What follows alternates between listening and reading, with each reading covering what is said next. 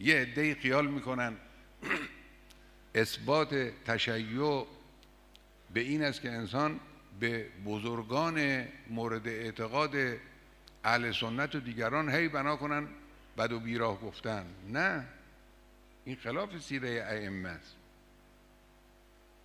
اینی که شما میبینید رادیوهایی یا تلویزیونهایی در دنیای اسلام به وجود میاد که کارش این است که به عنوان شیعه، به نام شیعه، به بزرگان مورد اعتقاد بقیه فرق اسلامی بدگویی کنن. این خب معلومه این بودجه خزانه‌داری انگلیسه.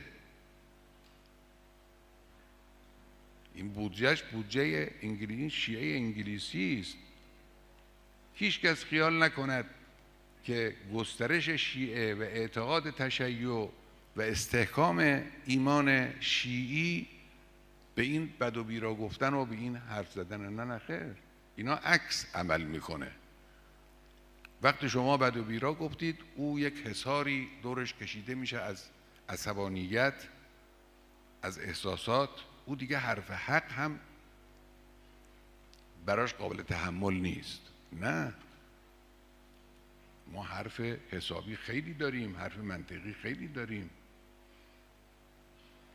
حرفهایی که هر کسی که صاحب فکر است اگر بشنود اونها را قبول میکنه خیلی داریم. بگذارید این حرفا شنیده بشه، بگذارید این حرفا امکان نفوذ در دلهای طرف مقابل پیدا کنه. وقتی شما فحش دادی، وقتی بد و بیرا گفتی، خب اصلا یک سدی کشیده می شود، این حرف اصلا شنیده نمیشه، گوش نمی کنن.